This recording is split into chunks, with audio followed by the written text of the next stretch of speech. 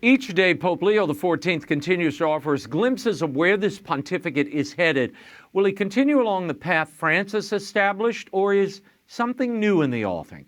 Joining me now to discuss, the distinguished senior fellow at the Ethics and Public Policy Center and author of the new book, Pomp, Circumstance, and Unsolicited Advice, Commencement Addresses and University Lectures. Please welcome back to the program, George Weigel. George, could you make the titles a little smaller so I could do them in one breath? My Lord, I'm glad I did Shakespeare in my early career, George. I would have never gotten through that book title. But I know it's graduation season, and I want to talk about the new book in a moment. But give me your thoughts on the Holy Father. You were there covering this election, the first American Pope, obviously, but what of his first 6 weeks on the throne? What do they tell you about the direction of this papacy? Raymond, I think we ought to give this man some time. I think he's very much his own man. He's demonstrated that the first night of his election by coming out on the central loggia of the Basilica, dressed as he was, which to me signified that he understood that the papacy has a character, and that it's inappropriate, if I may say, to impose your own personal idiosyncrasies on the office of Peter. He's continued to say things that I find heartening: his defense of the family, his defense of marriage, the fact that he said the other day that no state has the right to try to destroy another. That was important. He's had important talks with the head of the Ukrainian Church, Major Archbishop Shevchuk, who I think feels understood in a way that perhaps he was not in the previous 12 years. The Pope's going back to Castel Gandolfo for summer vacation, so that swimming pool will get some use again.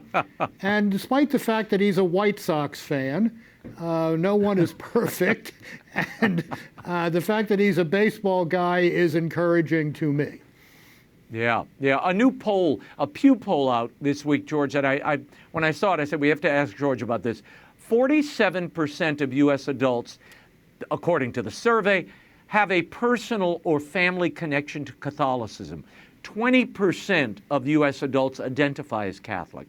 Half of those say they pray daily. Only 28% attend Mass weekly. 23% go to confession once a year. The survey also touched on Eucharistic practices, the importance of anointing the sick, the traditional Latin Mass, et cetera, et cetera. Key findings included 13% of Catholics say they've attended a traditional Latin Mass at least once in the last 5 years, including 2% who said they attend today, weekly. George, what do you make of that survey, the results, the way they were measured and chopped and presented? And does this really tell us about the state of Catholicism in the U.S. now? Well, these surveys are always somewhat blunt instruments, Raymond, as you know as well as I do. What apparently was not there was this quite striking reporting from many dioceses of large numbers, largest numbers in years, of people entering into full communion with the Church at Easter or being baptized at the Easter Vigil. Something that did not get sufficient comment when we were both in Rome 6 weeks ago was that there were 200,000 young people there for what they had hoped would be the canonization of Blessed Carlo Acutis. That's an interesting sign for the future, and I think it reflects the United States. There were a lot of those kids from the U.S. We're also living, as I think you and I have discussed before, in a kind of golden age of Catholic campus ministry in the U.S., all sorts of impressive growth in Catholic campus ministry, often in unexpected places. Texas A&M, North Dakota State, even, God help us, the Ivy League schools. There is some very interesting Catholic content being brought into those decayed institutions. What's your take on this battle over the Latin Mass that we've been seeing, not only in the United States, George, but in parts of Europe, where bishops are moving using Traditionis Custodes, the Pope Francis era ban on the traditional Latin Mass? Why do you think they're moving with such haste, given the new Pope has barely weighed in? He hasn't weighed in at all on this topic. I mean, is it appropriate to, when in the midst of a new pontificate, to just invalidate or try to stamp out a valid and licit right of the Catholic Church? I think it's imprudent at best, Raymond. On May 18th, I did 2 hours of television commentary on the inaugural public mass of Pope Leo, which was as full smells and bells as you can get. A week later, I was at a small parish in central Maryland, very lively congregation, in which the pastor, for some reason I don't quite understand, really likes praise music. And I said to my wife as we were driving back to our log cabin, I said, in a week, I have gone from the highest of high liturgy to praise music, and somewhere in that vast terrain, there must be room for people who find spiritual nourishment with the 1962 Missal and the celebration of the Mass in Latin. It just doesn't make sense to say that's the only thing that's off the board. So I'm hoping that there will be some tempering of the, frankly, authoritarianism on this going ahead. Okay. Pope Leo XIV continues to reference that one of your beloved contents, and I know a word that you hold so close to your heart, you probably are writing a book about this now, synodality, George. The question of whether he's making a distinction between Francis's concept of synodality, or is he adjusting and shifting the definition? A Dominican priest posted something on X. I want to get your reaction to this. He said one of the ways that Pope Leo is quietly bringing about a return to normalcy is how he handles the issue of synodality. He uses the word, but he uses it in a way that he simply redefines it as a synonym for communio ecclesiology. At a stroke, he just ended the nonsense. George, your thoughts. Is Pope Leo closing the wildly elastic notion that synodality, encompass some future governing mandate for the Church? Raymond, I saw that X post too, and it struck me as a bit of an overreach. However, let me say this. During the general congregations of cardinals prior to the election of Pope Leo, there was considerable discussion of this, and I got the sense that for many cardinals from the Third World in particular, all that synodality meant to them is somebody's listening to us, and that's good. That's fine. But as I said in an article I wrote from Rome during that period, synodality cannot mean that the Catholic Church is a Quaker meeting with 1.4 billion people. Just can't be true. Can't happen. Moreover, in this 1700th anniversary of the First Council of Nicaea, which gave us the creed we pray every Sunday, it's perfectly clear that some things in the Catholic Church are not up for discussion. Arius is not back in play. Let's hope the not. heresy, well, there may be Arians around, but the heresy was dealt with 1,700 years ago, and let's admit that. Yeah, well, they're new Arians, George. Yes. I mean, you still have cardinals going around. I can't believe we still have cardinals and bishops running around saying, oh, if women are ordained, that would be a wonderful thing. This has been settled, guys. I mean, come on. The constant resurrection of these long dead ideas, and when you open the door, George, and say, well, we're just a listening church now, it does foster that kind of, well, let's imagine whatever we want the Catholic Church to be. I quoted the great Chesterton in something I wrote about this a few weeks ago when I said, to quote Chesterton, an open mind, like an open mouth, should close on something. And we know what those somethings are. They're in the Catechism of the Catholic Church. Now, if synodality means giving a voice, particularly to these growing parts of the world church, for example, in sub-Saharan Africa, which have embraced the Catechism in full and are growing like Topsy as a result, that's all to the good. But let's not pretend that everything is up for grabs, because it isn't. Yeah. Let's talk about your new book, Pomp, Circumstance, and Unsolicited Advice, Commencement Addresses and University Lectures. It's a collection of commencement addresses, as the title mentions, but there's much more to it than that. You write the following, George. The Catholic Church invented what we know today as the university, beginning in the 11th century and accelerating at a rapid pace through the High Middle Ages. Catholic scholars and students gathered in Bologna and Paris, Oxford, Cambridge, Prague, Krakow, Salamanca, and other urban centers to engage in study, academic mentoring, and debate. George, I think it's safe to say there's not much debate going on in a lot of these elite universities, certainly here in the United States and around the world. Compare today's university experience to what you described there. What happened? Well, what happened, Raymond, one way to describe what happened, is that the tether between faith and reason got cut, and reason left to its own devices begins to question itself and its capacity to get to the truth of anything. So suddenly we get your truth and my truth, but nothing called the truth.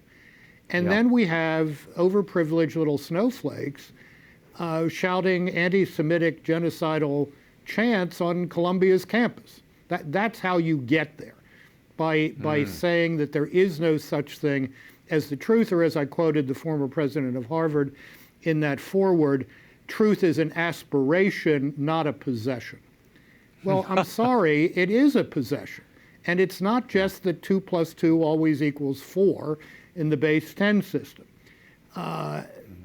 This is a diminishment of reason and its capacities. It's a diminishment of an understanding of the human person. I mean, we're built to be truth and collected seekers. wisdom. Yeah, collected wisdom and knowledge, and certainly the reservoir of faith and its role in all of this that is often omitted. And then the dogma that replaces it, George, is just what you talked about. Anti-Semitic slogans and hatred of people of certain faiths. And I mean, it becomes gender ideology. Other ideologies and dogmas rush in to fill the void. Well, I think Catholic higher education at its best provides a template for the reform of higher education in general, and that's one of the reasons I put this book together, to try to demonstrate that both through these commencement addresses and through lectures on various topics in university settings that I hope give some example of what a truth-seeking community can look like. You write about our much-missed dear friend, Father Richard John Newhouse. You say this years ago. Father Richard John Newhouse used to wonder aloud when Harvard, having long ago jettisoned Christo et Ecclesia from its great seal, would go the full Pontius Pilate and put a question mark after Veritas on its heraldic self-identifier.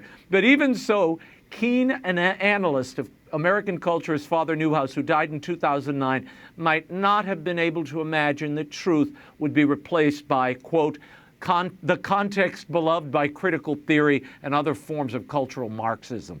George, have these universities tipped over into their own version of reality, protected by the high wall of tenure, really untouchable from the outside or larger world? Raymond, I think the most important thing for particularly parents to recognize out of this disaster that we've seen displayed since October 7th, the Hamas attack on Israel, the disaster on these campuses, is that it is not necessary for your son or daughter to go to a so-called elite school in order to make it in life. In fact, you're going to get a much more coherent education in a much less toxic environment in the kind of Catholic colleges and universities who were kind enough to invite me to give their commencement addresses over the past 20 years. A good, solid liberal arts education makes it possible for you to do anything. People need to understand that. And the book is, in it, you chronicle some of your commencement addresses at various Catholic universities over the year. Several are featured here. What is your hope for these Catholic institutions, and how do they exemplify the renewal that I think you're calling other institutes of higher learning to embrace? They exemplify, first of all, Raymond, the retethering of faith and reason. That's important. Secondly, virtually all of these schools have a significant core curriculum. There's some things that everybody studies and everybody tries to learn, so that there's some foundation on which real conversation, real debate, genuine dialogue, not just shooting snarky emails at each other, can be based. Third, I think these universities try to create a campus culture that is something other than decadent. And because decadence is not conducive to learning. Decadence is not conducive to learning at all. And a restoration of the notion that the university has some responsibility for the formation of students, the formation of souls and hearts, not just the education of minds, is essential to the reform of higher education in general, and Catholic colleges and universities can exemplify that at their best. George, how do you lower the temperature of both the rhetoric, the explosive, riotous anarchy that have consumed so many colleges and universities, where differing viewpoints are often shouted or imposed on other students, literally? I mean, Trump has been trying to tie this to federal dollars, to drive out what he calls the woke agenda at these schools. How effective is that? I don't know. We'll have to see. I think if Columbia, Harvard, and other places that really went crazy 18 months ago had expelled students for behavior incongruent with, inconsistent with a community of mutual respect and learning, a lot of this would have stopped very quickly. And that the unwillingness of university administrators to be the adults in the room has a great deal to do with the sorry condition in which a lot of these schools find themselves today. George, what's the best advice you've ever given at a commencement or that you've heard? And what do you hope readers take from the book? Well, I'm not sure it's the best advice, but certainly the soundest advice is something I quote in the book, where Conrad Hilton, the famous founder of the hotel chain, was asked, I think in a commencement context, Mr. Hilton, you have a broad experience of humanity. What advice do you have for the next generation? And Conrad Hilton thought a bit and looked at the interlocutor and said, please put the shower curtain inside the tub. That's a good life. That's a good life lesson. Yeah, sometimes the practical advice is the best advice, George. The book is Pomp, Circumstance, and Unsolicited Advice, Commencement Addresses and University Lectures by George Weigel. It's available at bookstores everywhere and online. George, thank you for being here. Thank you, Raymond.